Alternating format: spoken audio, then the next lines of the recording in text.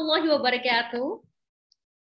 Halo teman-teman semua yang sudah join, ya para partisipan yang sudah join pada hari ini dalam klarifikasi bersama Bupati Kabupaten Bandung. Senang sekali hari ini saya Mose Putri dapat menemani teman-teman semua untuk menikmati dan menyaksikan perbincangan bersama dengan Bupati Kabupaten Bandung, yaitu adalah Bapak Dadang Supriyatna. Dan izinkan kami juga untuk menyampaikan bahwa tema perbincangan kali ini adalah Bandung di kabupaten kami tidur, di kota kami bekerja. Kita akan sapa dulu Pak Dadang pada malam hari ini. Halo Pak Dadang. Halo, Assalamualaikum warahmatullahi wabarakatuh. Waalaikumsalam Bapak. Sehat Pak Dadang? Alhamdulillah.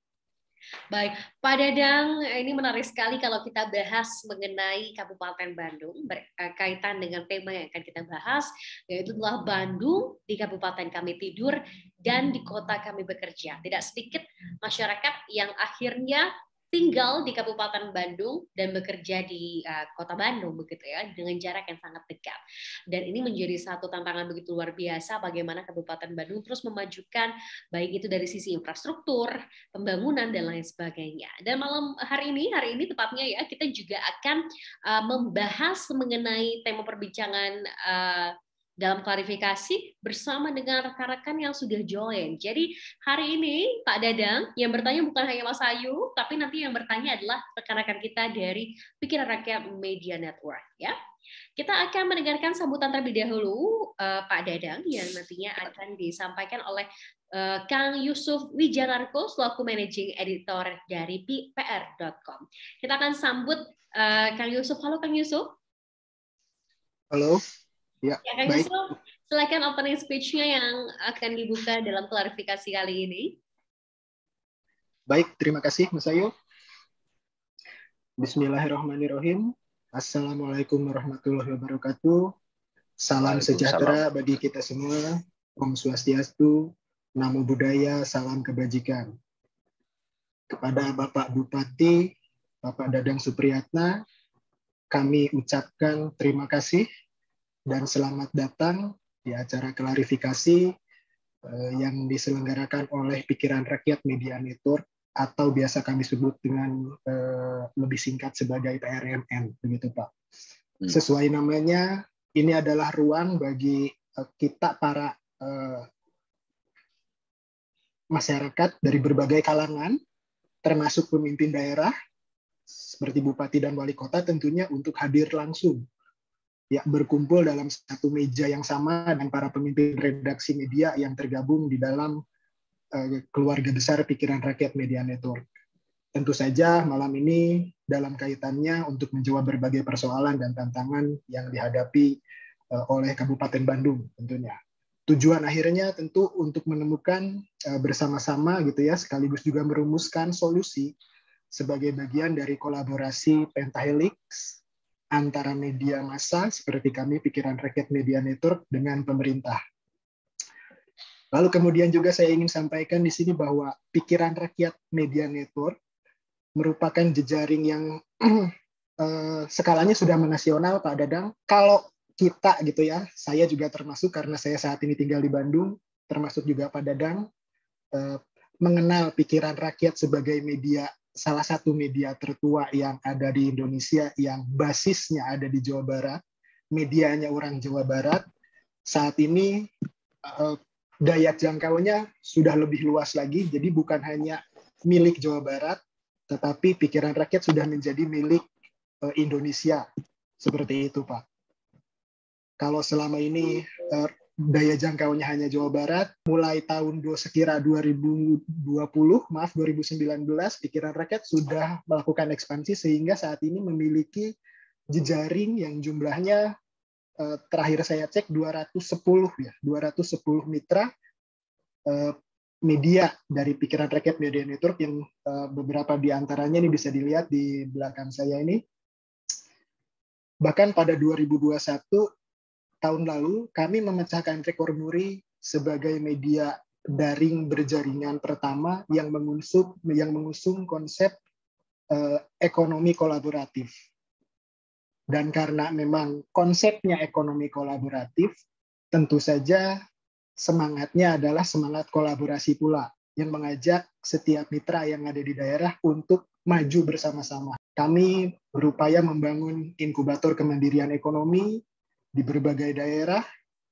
Cita-citanya adalah memiliki jejaring media di 500 lebih kabupaten kota yang ada di Indonesia, sehingga nanti Pak Dadang jangan khawatir kalau misalnya ada peristiwa menarik di Solokan Jeruk, Panginten, atau Napi di Ibun, begitu Pak ya. Jadi tidak perlu khawatir peristiwanya atau informasinya hanya dibaca oleh orang Jawa Barat atau orang Kabupaten Bandung saja, tetapi orang-orang yang ada di Palopo, yang ada di Palembang, yang ada di Papua sekalipun bisa mengaksesnya dengan daya jangkau yang tentu saja lebih lokal. Seperti itu, Pak.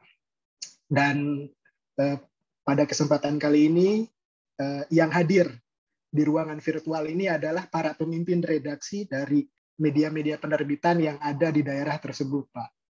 Jadi ini kesempatan yang baik pula bagi kita untuk bersilaturahmi. Lalu kemudian kalau soal audiens itu tadi, RMN sudah menjadi media, kalau tidak salah cek terakhir itu, kita menjadi yang kedua terbanyak media online yang dibaca di Indonesia. Jadi sekali lagi tidak perlu khawatir apa yang akan kita bahas pada kesempatan kali ini akan punya impact yang luar biasa, bisa kita rasakan dalam beberapa hari ke depan juga akan banyak pemberitaan menyangkut Kabupaten Bandung, seperti itu. Karena pembacanya juga dari usia belasan sampai senior yang di atas 50 tahun, itu tetap kami rangkul, seperti itu, Pak. Kalau untuk misi, sebetulnya dari keseluruhan upaya kami tersebut, membangun ekonomi kolaboratif, membangun inkubator kemandirian ekonomi di setiap daerah, semangatnya, value yang tetap kami usung adalah kami ingin tetap berpihak pada masyarakat kecil, tetap menyuarakan keresahan masyarakat kecil, termasuk memberi ruang advokasi dalam hal ekonomi, kemudian juga hukum, termasuk juga kesehatan yang menjadi isu bersama saat ini. Itu saja yang bisa saya sampaikan.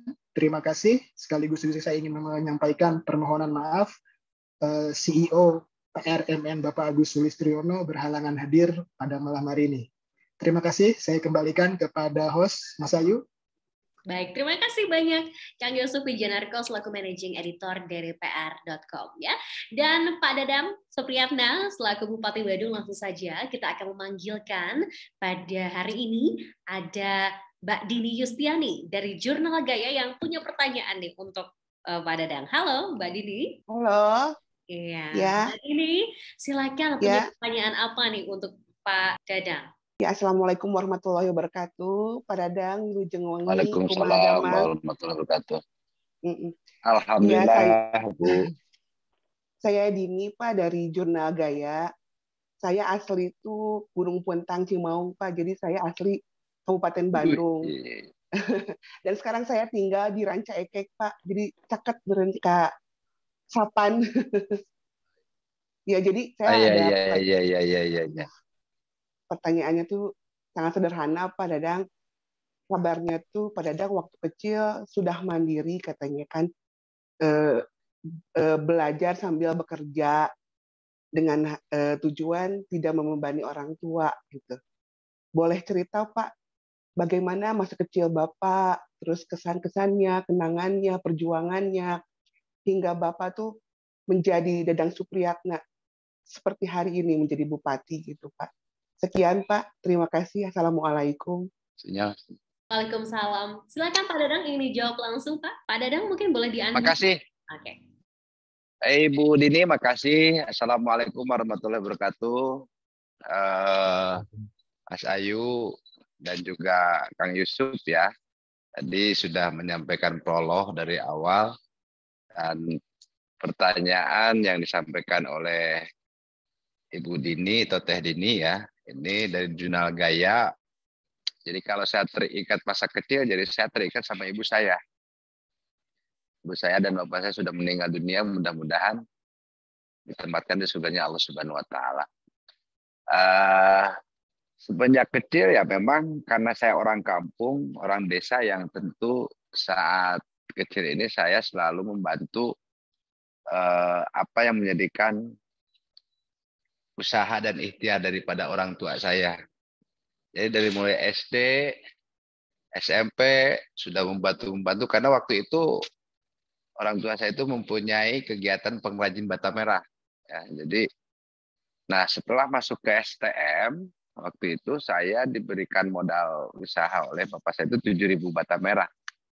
Nah yang 7.000 bata merah itu dari penghasilannya itu setiap hasil daripada penjualan dikurangi dulu modal kerja dan setelah itu sisanya dibagi dua dengan kakak saya karena kakak saya memang beda satu kelas lah gitu. Artinya saya kelas 1, kakak saya kelas 2.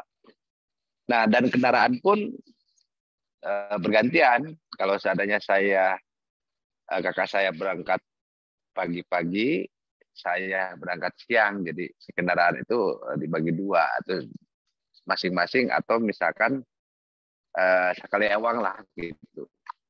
Nah, yang dialami oleh saya semenjak itulah saya sudah mulai mengatur waktu. Jadi kegiatan saya itu dari jam 5 subuh, pada subuh itu membantu orang tua saya dulu ke Liobata. Kalau Teh Dini Uninga, Liobata yang itu di Sapan lah gitu. Dari jam 7 saya membantu kakak saya. Yaitu karena kakak saya kontraktor, jadi saya juga ikut membantu kondisi dan kegiatan di proyek. Di samping saya sebagai mengawasi yang kerja, memanfaatkan waktu, dan juga saya keliling ke perusahaan-perusahaan untuk menjadi supplier bata merah dan juga bahan material lainnya. Nah, jam 12 saya sekolah, setelah pulang sekolah jam 7 malam, tidur sudah dibiasakan pada waktu kelas 1 STM dulu.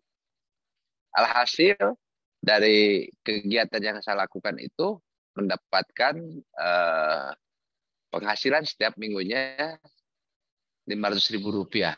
Jadi dari semua saya kumpul-kumpul, dan yang Rp500.000 ini saya yang Rp150.000 selalu saya kasihkan ke ibu saya. Dan yang Rp350.000 baru sama saya itu tahun 88. Jadi saat itu alhamdulillah per bulannya sekitar rata-rata 2 juta lah saat itu. Cuman resikonya ya begitu Teh Dini. Jadi saya hanya tidur 4 jam semalam. Dan waktu hari Sabtu itu waktu yang saya penagihan ke perusahaan-perusahaan dan saya ke sekolah itu biasanya minimal bawa 25 juta ya di tas saya. Nah, sehingga gayanya dulu waktu saya sekolah ya itu kan setiap istirahat itu ditraktir untuk bakso bakwan lah dulu itu. Jadi bakso bakwan 150 perak ya Rp6.000 lah satu kelas saya traktir setiap hari Sabtu. Itu kebiasaan saya dulu waktu kecil dan alhamdulillah setelah saya selesai sekolah saya tidak kuliah. Kenapa tidak kuliah? Karena ya pikir saya waktu itu buat apa kuliah kita sudah punya penghasilan gitu. Ya akhirnya saya terus berjalan yang pada akhirnya saya merintis menjadi kontraktor. Saya tahun 93 sudah menjadi kontraktor sendiri. Ya, tahun 95 gabung lagi dengan kakak saya sebagai direktur utama di perusahaan. Ya, dari 95 sampai sekarang pun perusahaan saya masih jalan. Artinya kegiatan usaha rutin ini tidak berhenti. Dan alhamdulillah saat ini saya sudah ya ada beberapa dan pernah saya mempunyai kapal yang untuk LCT karena saya bergerak di bidang konstruksi dan ekspedisi dan alat berat baik ekskavator dan dozer. Nah saat ini karena saya sudah jadi bupati ya akhirnya diberikan pengelolanya kepada anak saya yang cikal dan perusahaan juga diteruskan oleh anak saya yang cikal. Itu Bu Dini ya sementara. Perjalanan ya Pak ya dari dulu pada saat anak-anak kita bisa lihat persistensi dan juga konsistensi Bapak untuk semangat terus tanpa putus asa ya dalam melakukan segala hal yang Bapak jalani gitu ya. Semoga Teh Dini jawabannya terjawab ya oleh Pak Dadang. Kita akan langsung ke Kang Handri Hardriansyah dari Jurnal Soreang. Halo Kang Handri. Halo Mas Ayu. Iya, Kang Handri silakan pertanyaannya apa nih untuk Pak Bupati? Atur nuhun. Assalamualaikum warahmatullahi wabarakatuh. Anak Kang Handrinya muncul dong. Ada Pak. Kelihatan, Sehat Pak? Kang. Alhamdulillah. Siap, Ya, kelihatan. kalau berbicara masalah pembangunan ya seperti tadi disampaikan oleh Pak Bupati bahwa Pak Bupati ini dari dulunya kontraktor, jadi ya kalau dengan pembangunan itu sudah tidak aneh. Dan saya juga mengenal Pak Bupati itu sejak dari zaman masih kepala desa, kemudian dua periode menjadi anggota dewan di DPRD Kabupaten Bandung, dan dilanjutkan dengan di DPRD asing sudah expertnya lah gitu ya. Dan dalam saat menjabat menjadi bupati pun belum setahun lah saya, kalau tidak salah itu April 2021 baru dilantik Bupati Kang Des ini. Tapi sudah terlihat juga dampak-dampak pembangunan yang dilakukan di Kabupaten. Namun secara realnya nih Pak Bupati, saya ingin bertanya progres pembangunan terutama untuk infrastruktur di Kabupaten Bandung yang sudah dilaksanakan sejauh ini seperti apa sih Pak? Karena ini kalau membangun sudah dari zaman kepala desa ya Pak Bupati ya. Siap. Dan sekarang juga belum setahun dampaknya sudah terasa ketika menjadi bupati. Namun detailnya Pak Bupati mungkin bisa tolong dijelaskan progres pembangunan infrastruktur di Kabupaten Bandung sejauh ini seperti apa Pak? Oke, silakan Pak Bupati. Oke, makasih Kang Hendri. Sehat Kang Hendri. Nih Kang Hendri ini fokus pada membantu masyarakat Kabupaten Bandung yang saat ini ya terutama dalam kemarin MPCI ya. Alhamdulillah menjadi juara, dan saya tahu persis Kang Hendri ini kan pada waktu semenjak saya jadi Kades dari dulu lah. Artinya tidak asing lagi, teman-teman saya ini luar biasa semangatnya untuk membangun Kabupaten Bandung dengan melalui media ini. Infrastruktur di Kabupaten Bandung ini memang ada beberapa. Yang pertama untuk infrastruktur jalan ya. Karena jalan Kabupaten Bandung panjangnya ini sekitar 1.160 km. Nah saat ini baru mencapai 80%. Atau sekitar 1.000 meteran, nah maka kita masih mempunyai PR 20%-an. Nah saat ini kita terus berupaya bagaimana untuk bisa menyelesaikan masalah jalan, terutama daerah-daerah perbatasan yang notabene untuk mengangkat perekonomian masyarakat. Tentu kalau saya lihat sekitar Pangalengan, itu Pangalengan kurang lebih sekitar lokasi yang belum selesai kurang lebih 20 km. Salah satu contohnya. Nah, saat ini kita terus anggarkan, dan tentu kalau kita ideal, hampir kurang lebih sekitar 160 km lagi, ini yang harus kita genjot supaya bisa selesai dalam waktu 5 tahun ke depan. Mudah-mudahan nanti dengan program-program dari DAK atau program-program dari pusat dan juga dari pendapatan daerah, asli daerah yang tentu kita akan fokus menyelesaikan infrastruktur yang saat ini. Yang kedua, ada saluran irigasi, dan dengan panjang irigasi ini sekitar 1.267 km. Jadi memang Kabupaten Bandung itu karena jumlah penduduk yang padat, luas wilayah juga memang 174.000 hektar, dan ada 270 desa 10 kelurahan, sehingga memang cuman didominasi oleh oleh pertanian. Nah, pertanian di sini ya otomatis di sini ada irigasi yang tentunya harus kita perbaiki. Saat ini baru mencapai sekitar 1.267 km ya, yaitu kurang lebih sekitar 65%. Sementara jumlah jiwa yang terlayani air minum sebanyak 3.500.000 jiwa dengan angka capaian pada tahun 2021 sekitar 84,54%. Terdiri dari PDAM 16,84%, non PDAM-nya di 21,82%, dari swadaya masyarakat dan juga yang lainnya di 45,88%. Sementara panjang saluran drainase wilayah Kabupaten Bandung sekitar 1.468 km, 2,01%. Masih ada titik genangan sejumlah 81 titik dengan luas genangan sekitar 2.658 hektar. Dan juga jumlah TP3R 154 unit, jumlah TPST-nya 2 unit, produksi sampahnya sekitar 1.268 ton per hari, bank sampahnya 318, bank tematiknya 298 dan GAP penanganan 621,95 ton per hari.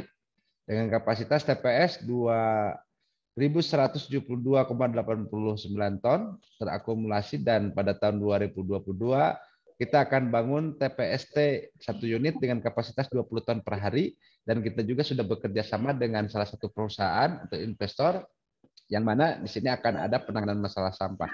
Pak Bupati, Ya. selanjutnya ada dari Kang Yuri Erfansyah dari Zona Priangan. Halo Kang Yuri. Halo, Mbak Mas Ayu. Iya, silakan Kang Yuri, punya pertanyaan apa nih untuk Pak Bupati? Mangga, silakan. Perkenalkan saya Kang Yuri, Yuri Erfansyah Pak dari zonapriangan.com.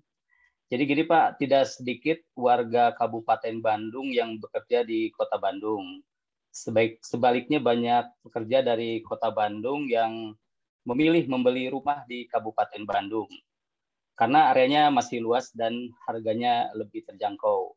Yang jadi pertanyaan Pak, bagaimana kesiapan Kabupaten Bandung mewadahi para pekerja dari Kota Bandung yang mencari huniannya di sana Pak?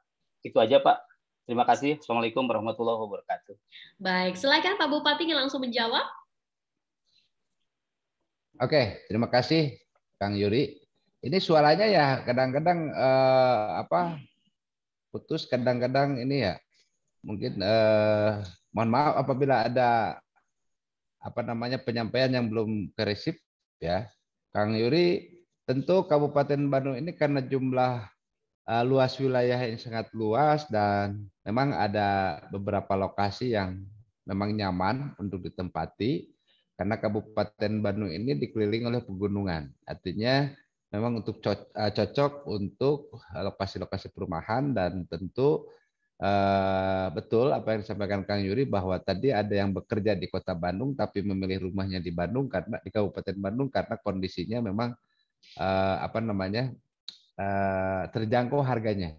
Nah, tentu hal ini kita ada strategi bahwa kalau kita ibaratkan 20 tahun ke depan, estimasi saya katakan jumlah penduduk itu dari sekarang 3,5 juta dengan populasi ya penduduk yang tentunya kita prediksi anggap di 3,9 juta jiwa penduduknya, ditambah dengan penduduk yang berasal dari emigrasi kota kabupaten sekitar, tentu kita harus mulai belajar untuk menerima konsep hunian vertikal. Karena dengan konsep ini efisien terhadap penggunaan lahan. Jadi kalau kita lihat Jakarta, kenapa Jakarta saat ini tenggelam dalam konteks ya tadi karena wilayahnya sudah padat, begitu ada musim hujan otomatis banjir. Sementara ibu kotanya itu Jakarta itu kan merupakan ibu kota. Nah, Kabupaten Bandung ini memang tidak bisa dihindari karena memang berdasarkan sejarah bahwa nama Bandung itu adalah asal kata dalam kata bendungan. Artinya ya memang dataran rendah. Nah, kalau misalkan Bandung tidak banjir, berarti bukan Bandung. Karena kata-kata Bandung ini ya bendungan, artinya tadinya tempat air. Nah, kami siasati bahwa kondisi sekarang ini bahwa bagaimana untuk bisa minimalisir persoalan banjir di Kabupaten Bandung. Nah, pemanfaatan lahan sesuai dengan peruntukannya sudah direncanakan melalui tata ruang wilayah, dan kemarin sudah selesai kita inikan. Hal ini sebagai upaya kita untuk melaksanakan pembangunan berkelanjutan, memenuhi kebutuhan sekarang tanpa mengorbankan pemenuhan kebutuhan generasi masa depan. Artinya kita cadangkan kalau misalkan dalam RT RW ini biasanya direncanakan 25 tahun, maka tahap per 5 tahun ini kita evaluasi existing kondisi seperti apa dan harapan keinginan ke depannya.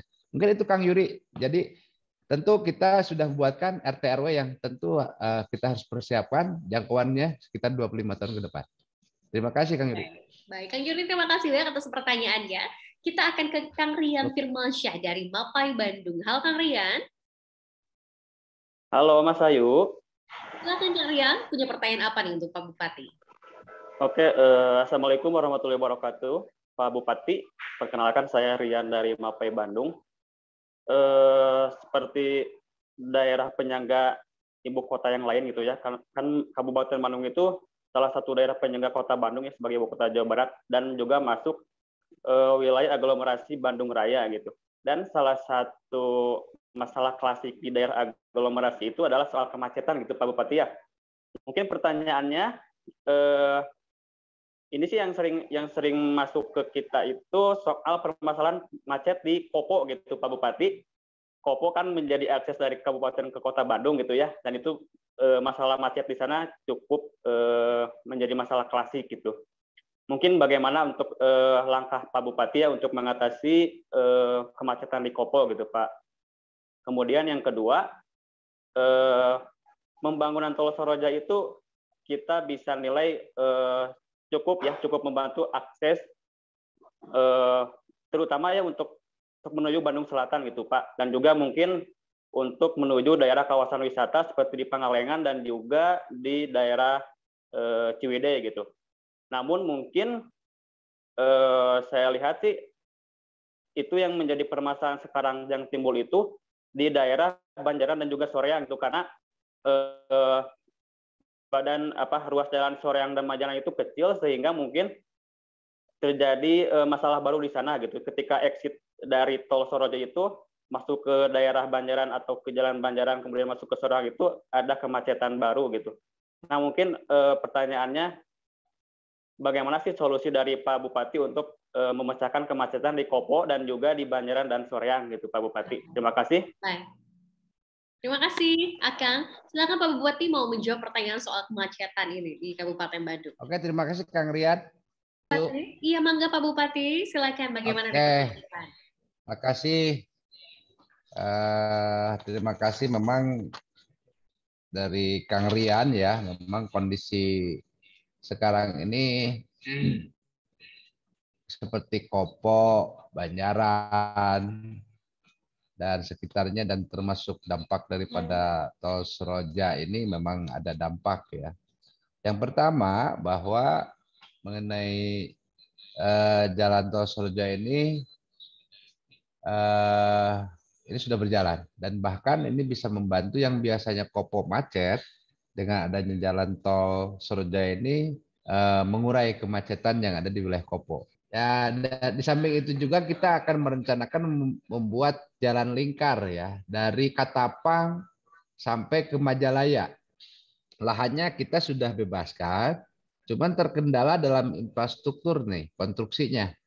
Nah, kami kemarin sempat meminta kepada Kementerian PUPR bahwa apakah boleh kalau seandainya kita bikin jalan tol antara Katapang sampai Majalaya. Nah, ini lagi kita kaji dulu. Dan yang kedua, lingkar ini bisa dibangun, saya yakin Banjaran tidak macet lagi. Kopo tidak akan macet lagi. Dan termasuk Dayakolot. Cuman persoalan yang dilematis di sini, saya jujur aja ya, kadang-kadang saya bingung. Mau manuver termasuk mau melakukan pelebaran jalan. Nah, pelebaran jalan ini sementara contoh jalan Banjaran misalnya. Jalan Banjaran ini kan sampai ke jalan Bojong Soang, ya, termasuk Kopo itu kan jalan provinsi. Mas Ayu nih, ini perlu ada suatu pemikiran. Nah, kadang-kadang ya saya sempat bingung. Ya, memang kendala ya ketika ada jalan-jalan yang menjadi utama di Kabupaten Bandung tapi berada di bawah wewenang jalan provinsi kan nasional ya. Betul. Ya. Nah, di sini kan terjadi ada semacam kewenangan dan tentunya kita tidak bisa manuver. Nah, ini kita akan bicarakan dan saya minta audiensi dengan Pak Gubernur sampai saat ini belum bahas. Akhirnya saya datang ke Kepala Dinas Bina Marga di Provinsi Jawa Barat. Ya, tolong perhatikan konsep-konsep yang tentu karena bagian yang tidak bisa dipisahkan. Artinya ya kalau masyarakat kan tidak tahu gubernur atau presiden, yang penting jalan rusak bupati kan gitu. Pemikirannya kan sederhana. Padahal ada kewenangan-kewenangan masing-masing gitu. Jadi ini yang tentu perlu kita sepakati bahwa ya kalau bisa dalam perencanaan pembangunan infrastruktur di Kabupaten Bandung khususnya jalan provinsi ini kita bahas secara komprehensif dan tentunya ada rencana-rencana yang jelas. Jangan sampai ya anggaplah masyarakat menembelkan ke Bupati Mas Ayu ya. Ya, kadang-kadang tidak tahu bahwa ini jalan provinsi atau jalan nasional ataupun kabupaten yang paling terdekat ya pasti bupati nu paling heulana dicarekan kan gitu. Nah, tentu hal ini saya lihat bahwa pada tahun 2022 ini kita anggarkan 1,3 miliar untuk pelebaran jalan ya, yang akan secara bertahap dimulai pada tahun 2022 ini. Contoh ke Pangalengan atau ke Ciwidey, saya lebih cenderung memilih membuat jalan tol. Jadi jalan tol ini saya sudah buat per-FS-nya. Kalau seandainya saya bikin jalan tol Soreang, Ciwidey, Cidaun, digambung langsung ke Pangalengan, saya yakin Lembang akan kalah sama Ciwidey. Lembang akan kalah dengan adanya Pangalengan. Ya. Akses tol ini lancar, maka ini akan terjadi pertumbuhan ekonomi ya. Okay. Pertumbuhan ekonomi di daerah misalkan Ciwidey, Sinumbra, Pangalengan, daerah Santosa ya, dan termasuk Cidaun. Cidaun ini kan di Cidaun itu sudah ada apa namanya jalan lingkar yang di pantai itu, di pinggir pantai. Ya, di jalan lingkar selatan itu di pinggir pantai yang nyampe tembusnya ke Pangandaran, Jogja dan sekitarnya. Okay. Nah, kalau ini akses jalan tol dibuat, saya optimis pertumbuhan ekonomi di wilayah Ciwidey dan sekitarnya dan Pangalengan dan sekitarnya ini akan tumbuh cepat. Ini akan tumbuh tempat-tempat wisata yang tentunya membuat wisatawan sangat nyaman di wilayah Ciwidey dan Pangalengan. Insya Allah saya sudah selesai pra-FS-nya tahun mulai minggu depan kita akan rapat dengan PUPR kementerian ya, dan ini tadi dan investor sudah mulai pada masuk tadi bahkan berebut ya. Ini saya pengen bikin jalan tol ini dengan pola KPBU segala macam, insya Allah optimis. Mudah-mudahan dalam waktu dekat ini bisa terrealisasi dengan pola KPBU. Oke, baik. Selanjutnya ada Kang Nur, Muhammad Nur dari Jurnal Garut. Silakan Kang, punya pertanyaan apa Kang untuk Pak Bupati? Ya, Assalamualaikum Pak Bupati. Perkenalkan, saya Muhammad Nur dari Jurnal Garut, Pak. Ini menyambung pertanyaan rekan-rekan saya tadi. Jadi bagaimana Pak upaya rencana pembangunan yang komprehensif di Kabupaten Bandung, Pak? Kalau tadi kan mungkin jangka pendek ada tol dan lain sebagainya, untuk jangka menengah dan jangka panjangnya seperti apa, Pak? Terima kasih, Pak. Oke, terima kasih. Kang Nur Nohon. Ya, pertama Kabupaten Bandung ini kemarin baru menuntaskan penyempurnaan dan perbaikan rencana tata ruang wilayah Kabupaten Bandung yang kemarin sudah dimasukkan ke ATR. Karena sekarang itu kalau sudah ada suatu keputusan dan kebetulan kemarin dianalisa dan orang konsultannya adalah menggunakan ITB, ya alhamdulillah Oktober, November, Desember itu sudah selesai rampung untuk penyelesaian pembuatan perdanya. Nah, penyusunan revisi tata ruang ini tentu ini kan menggunakan beberapa macam analisa. Misalnya analisa kedudukan dan peran kabupaten dalam wilayah yang lebih luas, analisa fisik wilayah, analisis kependudukan dan analisis pengurangan risiko bencana, analisis sistem pusat-pusat permukiman dan lain-lain. Nah, semua ini dikaji dan alhamdulillah sudah selesai. Tinggal perbaikan dengan kementerian dan mudah-mudahan pada bulan ini dari kementerian hasil evaluasinya selesai, maka otomatis ini akan bisa berjalan sesuai apa yang sudah direncanakan menurut tata ruang di RT/RW tersebut dan ditindaklanjuti dengan RDTR tentunya. RDTR kita baru bisa menyelesaikan 9 kecamatan yang berjumlah 31 kecamatan. Ini semua kita lihat existing dan beberapa potensi sumber daya alam ya, dan juga kita lihat beberapa potensi-potensi SDM dan lain sebagainya yang pada akhirnya insya Allah apa yang menjadikan dan tertuang dalam RT/RW ini akan lebih bermanfaat untuk masyarakat Kabupaten Bandung. Oke, baik. Terima kasih Kang Nur yang tadi sudah bertanya. Dan pertanyaan terakhir Pak akan Mas Wahyu sampaikan untuk Pak Bupati. Walaupun sebetulnya masih lama ya Bapak bertugas sebagai Bupati Bandung, tapi apakah nanti ketika Bapak selesai menjabat sebagai Bupati, adakah keinginan Pak untuk maju sebagai Jabar 1 atau sebagai Gubernur Jawa Barat nih Pak? Oke, Mas Ayu ini bisa aja nih. Kalau saya prinsip apa yang kita emban saat ini dan diberi amanah oleh Allah Subhanahu wa taala tentu kita melayani ya. Fokus kepada visi misi dan juga janji-janji politik yang pernah saya ucapkan. Saya mengalami dari ketua RT, Mas Ayu, ya. Dan dari usia 26 tahun ini saya dari mulai usia 26 saya terpilih jadi kepala desa di Tegaluar 2 periode. Wow, dari jadi 26 tahun ya Pak? Karir politik itu dari usia 26 tahun saya sudah menjadi kepala desa. 2 periode jadi kepala desa, yang periode keduanya saya tidak tuntas karena saya diminta oleh masyarakat untuk mencalonkan anggota DPRD Kabupaten Bandung. Tahun 2009 saya mencalonkan anggota DPRD Kabupaten Bandung dan alhamdulillah 2 periode. Setelah saya 2 periode dia jadi anggota DPRD Kabupaten Bandung, ya, saya mencalonkan menjadi anggota Dewan Provinsi Jawa Barat. Nah kemarin baru 1 tahun, ternyata saya didorong dan juga memang saya mempunyai keinginan untuk merubah. Yang mana saya mempunyai niatan bahwa apabila saya jadi bupati, maka saya akan muliakan ulama. Dan alhamdulillah saya terpilih jadi bupati Kabupaten Bandung.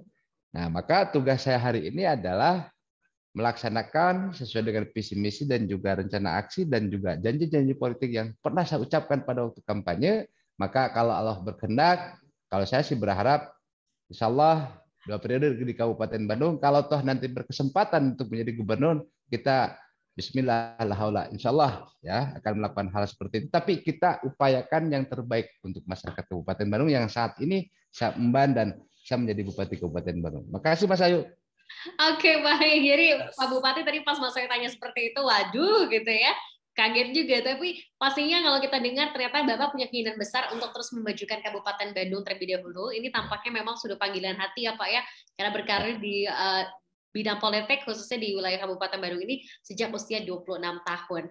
Terakhir Pak, menutup perbincangan kita malam hari ini, apa yang Bapak ingin sampaikan untuk seluruh masyarakat Kabupaten Bandung khususnya? Untuk masyarakat Kabupaten Bandung, doakan saya agar saya menjadi bupati ini tetap amanah dan istiqomah. Karena saat ini ujian ini bagi saya semakin tinggi jabatan semakin tinggi juga ujian. Nah ujian itu diibaratkan bahwa kita naik kelas. Teman-teman semua, tentunya kita berharap ya perbincangan kali ini betul-betul dapat menginspirasi karena sosok Pak Dadang Supriyatna ini sudah memulai karirnya di bidang politik sejak usia 26 tahun khususnya di wilayah Kabupaten Bandung. Ini menjadi satu semangat bagi kita semua untuk terus meng-upgrade diri karena ternyata sosok Pak Dadang ini dari usia muda ya sudah begitu luar biasanya. Iya. Halo Bu. Iya Mangga Pak Dadang. Ada nggak? Barusan nih habis baterai nih. Oh oke. Mangga Pak. Mas Ayu, terima kasih kepada semuanya ya, yang Kang Hendy tadi juga semuanya Kang Yuri dan tentu saya berharap bahwa tadi ya, pertama doakan saya untuk terus melaksanakan tugas ini dengan tetap amanah dan istiqomah. Karena setiap jabatan itu adalah amanah yang tentu saya berharap dengan adanya doa dari semuanya warga masyarakat Kabupaten Bandung ini akan terus memberikan yang terbaik untuk masyarakat Kabupaten Bandung, sehingga saya fokus untuk bisa menyelesaikan supaya menjadikan visi misi dan juga janji-janji politik yang saat ini saya lakukan.